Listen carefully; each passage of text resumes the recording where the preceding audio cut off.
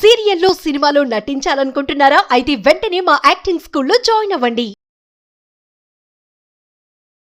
నమస్తే, welcome back to Suman TV. Present మనతో పాటు ఉన్నారు అనలిస్ట్ మందర్ కృష్ణారెడ్డి గారు. నమస్తే సార్. నమస్తే అమ్మా.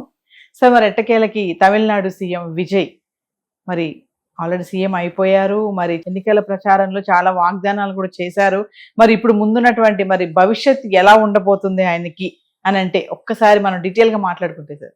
తమిళనాడుకు ముఖ్యమంత్రిగా కొత్తగా ఈ రోజున భరణీవిపూర్ణ చేసుకున్నటువంటి జోసెఫ్ విజయ్ అనేటువంటి వ్యక్తి ఒక సెన్సేషన్ క్రియేట్ చేశాడు. భారతదేశ రాజకీయాల్లో గొప్ప సెన్సేషన్ అది. ఏమిటా సెన్సేషన్ అంటే, ఇవాళ ఉన్న ఏ పొలిటికల్ పార్టీ అయినా, ఏ లీడర్ అయినా, నేను ఒక్క పైసా ప్రజలకు ఇవ్వకుండా నేను గెలుస్తానని చెప్పగలిగే దమ్ము, ధైర్యం ఇంక్లూడింగ్ మోడీ గారికి కూడా లేదు, ఇంక్లూడింగ్ చంద్రబాబు నాయుడు కూడా లేదు. అంటే బాగా పేరు మోసిన లీడర్స్ అయినట్టు వాళ్ళకు కూడా అవకాశం లేదు. ఎందుకంటే ప్రజలు ఎట్లా అలవాటు పడ్డారంటే, అన్ని పార్టీల దగ్గర తీసుకొని ఒక డబ్బులు తక్కువ ఇస్తే వాడికి ఎంత ఇచ్చావు, నాకు ఎందుకు తక్కువ ఇస్తున్నావు అని చెప్పి రోడ్డు మీద పడుకొని కొట్టుకుంటున్నటువంటి సంఘటన మనం టీవీలో మనం చూస్తా ఉన్నాం. తర్వాత డబ్బులు తీసుకొని ఓటు ఎందుకు వేయలేదు, నా డబ్బులు నాకు వాపసు చేయండి అని పోయి డబ్బులు వసూలు చేసుకున్నటువంటి కార్యక్రమాలు కూడా మనం చూస్తున్నాం. డబ్బే ప్రధానంగా నడుస్తున్నటువంటి ఎన్నికల్లో ఒక్క రూపాయి కూడా ఖర్చు పెట్టకుండా 108 మందిని గెలిపించుకున్నటువంటి ఘనత విజయ్. ఇది చరిత్రనే తిరగరాసినటువంటి సంఘటన కింద తీసుకోవచ్చు. నెంబర్ 1. నెంబర్ 2, మొత్తం 234 కాన్స్టిట్యున్సీలకి గాను అతను వెళ్ళింది 30 కాన్స్టిట్యున్సీలు మాత్రమే. అంటే 204 కాన్స్టిట్యున్సీకి వెళ్ళలేకపోయినాడు. అతను టైం లేకపోయింది అతనికి. 36 సభల్లో అతను అటెండ్ అయినాడు. ఈ 6 సభలు ఏంటంటే మళ్ళీ తిరిగి అదే కాన్స్టిట్యూన్సీకి 2 సార్లు పోయాడు. అంటే 30 నియోజకవర్గాలకు మాత్రమే వెళ్ళి అతను బహిరంగ సభలు జరపగలిగాడు. మిగతా చోట్లకి అతను వెళ్ళలే. అతను వెళ్ళకపోయినా థంపింగ్ మెజార్టీ తోటి అతను ఎవరిని నిలబెడితే వాడిని గెలిపించారు. చివరికి అతను ఆ డ్రైవర్ కొడుకుని ఆయన నిలబెట్టాడు. థంపింగ్ మెజార్టీ తోటి అతను గెలిచాడు. ఇవాళ అతన్ని చీఫ్ విప్గా అసెంబ్లీ లోపల నియమించడం జరిగింది. అంటే వ్యక్తి దగ్గర డబ్బు లేకపోయినా, హోదా లేకపోయినా, రాజకీయ నాయకుడిగా పేరు ప్రఖ్యాతులు లేకపోయినా విజయ్ నిలబెట్టిన ప్రతి మనిషిని గెలిపించే ప్రయత్నం చేశారు. 108 మందిని గెలిపించారంటే మామూలు విషయం కాదు. ఇవాళ బల ప్రదర్శన నిలిపించుకోవడానికి 13th లాస్ట్ డేట్ ఇచ్చారు. ఇవాళ బల ప్రదర్శన పూర్తయిపోయింది. ఎక్స్పెక్ట్ చేసిన దానికన్నా చాలా ఎక్కువ మెజార్టీ వచ్చింది. అది కూడా అదృష్టమే. విజయ్ రాజకీయ ప్రవేశమే ఒక అదృష్టం కింద లెక్కేస్తే 108 నియోజకవర్గాల్లో థంపింగ్ మెజార్టీతో గెలిపించడం 2వ అదృష్టంగా లెక్క తీసుకుంటే, 3వ అదృష్టం ఏంటంటే, మొన్నటి దాకా బొటాబొటిగా ఆ 118 మెజార్టీ చూపించడం ఎట్లా అని మల్లగుల్లాలు పడి ఒక్కొక్క పార్టీ వెనకబడి రిక్వెస్ట్ చేసుకొని 2 తెచ్చుకొని చిట్ట చివరికి 3 సార్లు 4 సార్లు రాజ్భవన్లో రిజెక్ట్ అయిపోయి, నువ్వు రావాల్సిన అవసరం లేదు, ఇంకా అవసరం లేదని చెప్పేటువంటి రాజ్భవన్ నుంచి గవర్నర్ గారు కేరళకు వెళ్ళిపోతానని చెప్పే పరిస్థితుల్లో చివరిసారిగా రిక్వెస్ట్ చేసుకుని ఆ 10 మంది కొత్తగా 11 మందిని సంపాదించుకొని తీసుకెళ్లి లిస్ట్ ఇచ్చేసేసి అమ్మాయి అని బయటపడి చివరికి ముఖ్యమంత్రిగా ప్రమాణ స్వీకారం చేశాడు. ఇప్పుడు అతని ముందు చాలా సవాళ్లు ఉన్నాయి. ఈ రోజున బల నిరూపణలో అతనికి వచ్చినటువంటి అదృష్టం ఏమిటంటే, అన్నా డిఎంకే పార్టీ సంబంధించినటువంటి 27 మంది అన్నా డిఎంకే నుంచి చీలిపోయి విజయ్కి సపోర్ట్ ఇచ్చారు. ఇవాళ టీవీకే పార్టీకి సపోర్ట్ ఇచ్చారు. ఇది గొప్ప పరిణామం. ఎందుకంటే అతనికి ఇంకా ఎక్కడి నుంచి దొరకవు. ఇప్పుడు ఉన్నటువంటి పార్టీలన్నీ కూడా అటు కొన్ని డిఎంకేకి, ఇటు కొన్ని అన్నా డిఎంకేకి ఆల్రెడీ అటాచ్ అయిపోయి అవి బయటకు వచ్చి ఇది కలిసే అవకాశం. ఇప్పుడు ఎవరైతే సపోర్ట్ ఇచ్చారో వాళ్ళు కూడా ఏం చెప్పారంటే, మేము డిఎంకే పార్టీతో కలిసి ఉన్నాము, ఒక్క కాంగ్రెస్ తప్ప.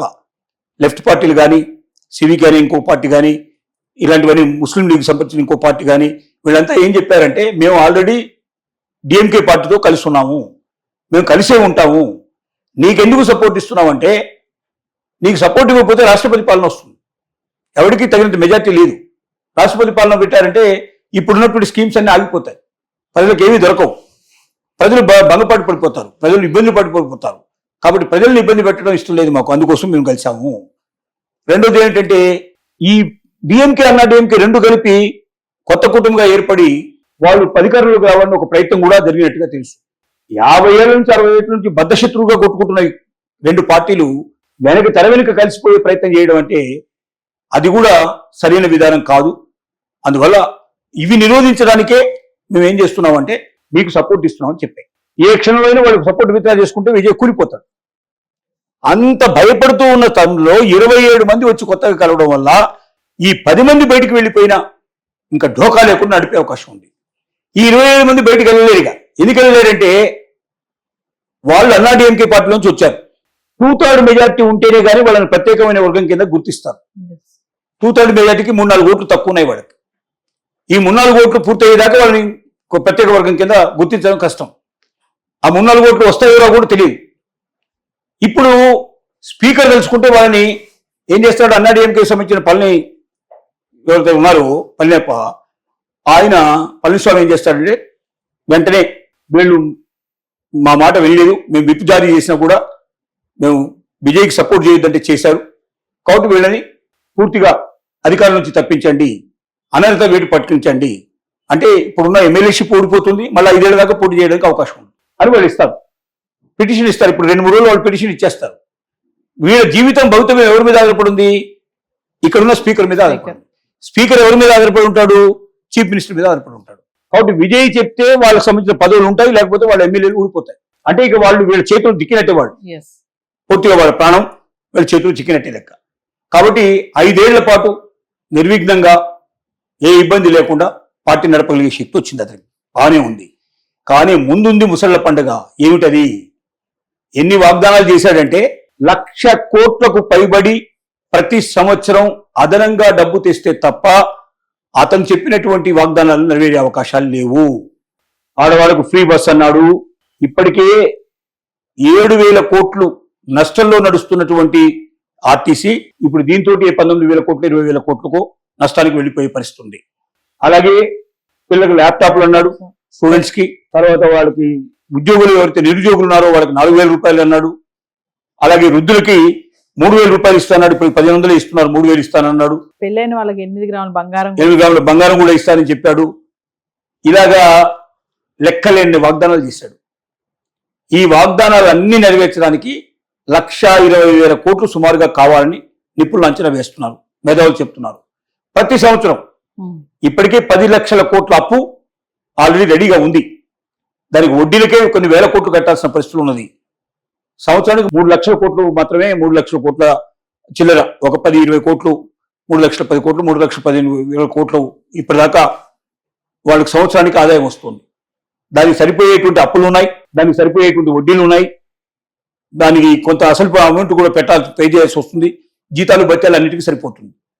మరి ఈ కొత్తగా ఇచ్చిన వాగ్దానాలు నెరవేరడానికి కొత్తగా డబ్బైనా ఆదాయమైనా వచ్చేట్టు చేసుకోవాలి, లేదా అప్పైనా పుట్టాలి. సెంట్రల్ గవర్నమెంట్ అతనికి అప్పు ఇవ్వదిగా, చాలా తగ్గిపోతాయి సోర్సెస్. ఎందుకంటే ఇతను బీజేపీ వద్దనుకున్నాడు, బీజేపీని దూరం పెట్టాడు, కాంగ్రెస్ని దగ్గర చేర్చుకున్నాడు.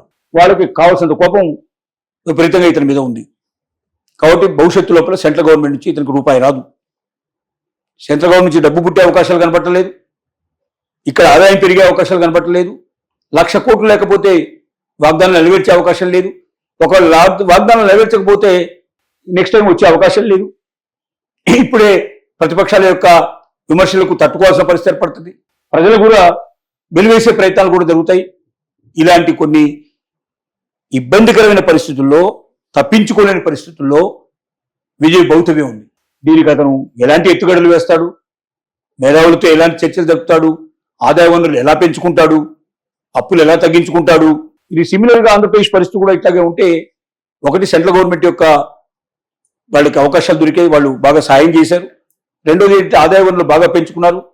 తర్వాత అధిక వడ్డీ రేట్లకు తెచ్చినటువంటి అప్పులన్నిటి కూడా తక్కువ వడ్డీ రేట్లకు వేరే చోట తీసుకొచ్చి పాత చెల్లించేసేసి వడ్డీలు బాగా తగ్గించుకున్నారు. అట్లా రకరకాల పద్ధతుల ద్వారా సస్టైనబిలిటీ అనేది సంపాదించుకున్నారు అక్కడ. మరి అలాంటి మేధాశక్తి ఉండడానికి ఇతని దగ్గర అనుభవం లేదు. ఇతను ఇప్పటిదాకా రాజకీయాల్లో ఫ్రెష్ క్యాండిడేటు, నిన్న దాకా అసలు అసెంబ్లీలో మాట్లాడడం తెలియదు. ఇలాంటి కొత్త వ్యక్తి ఇన్ని సమస్యల మధ్యలో, ఈ సుడిగుండాల మధ్యలో, రాజకీయ రణరంగ క్షేత్రంలో ఒక్కొక్కరు కాకలు తీరినవాడు. డిఎంకే పార్టీ 40-50 ఏళ్ల నుంచి రాజ్యం చేస్తున్నటువంటి పరిస్థితి, అన్నా డిఎంకే 30-35 ఏళ్ల నుంచి రాజ్యం చేస్తున్న పార్టీ, దీంట్లో కాకలు తీరినటువంటి వాళ్ళు ఉన్నారు. ఇలాంటి వాళ్ళందరి మధ్యలో అసెంబ్లీని నడుపుతూ, రాష్ట్రాన్ని నడుపుతూ, ప్రజలకు ఇచ్చిన వాగ్దానాలు నెరవేర్చుకుంటూ తను సక్సెస్ఫుల్ గా బయటపడగలిగితే, నెక్స్ట్ టైం కూడా ఎలక్షన్లో అతను థంపింగ్ మెజార్టీతో గెలవగలిగితే, తమిళనాడులో ద్రవిడ డామినేషన్ అనేది పాలిటిక్స్ లోంచి అంతమైపోతుంది. Yes. డిఎంకే అన్నా డిఎంకే రెండు కూడా ద్రవిడ పార్టీలే. ఇప్పుడు ఇతను మాత్రం నేను ద్రవిడం కాదు, నేను తమిళ పార్టీని అంటున్నాడు.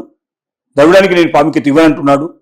కాబట్టి ఈ రకంగా ప్రజలందరూ కూడా సంతోషపడుతున్నారు. ఎందుకంటే 40-50 ఏళ్ళ నుంచి ద్రవిడం ద్రవిడం ద్రవిడం విని విని వాళ్ళకి బోరు కొట్టేసింది.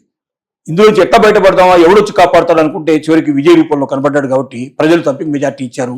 భవిష్యత్తులో దాన్ని నిలబెట్టుకోగలిగితే నిలబడతాడు, పడిపోతే మాత్రం ఇంకా కొత్త వాడికి అవకాశం దొరకదు. భవిష్యత్తులో ఇంకా ఏ పార్టీ కూడా ద్రవిడ పార్టీలు కాకుండా కొత్త పార్టీ వచ్చే అవకాశమే లేదు. అలాంటి సమాధి శాశ్వతంగా సమాధి కట్టే అవకాశాలు కూడా ఉన్నాయి. Thank you.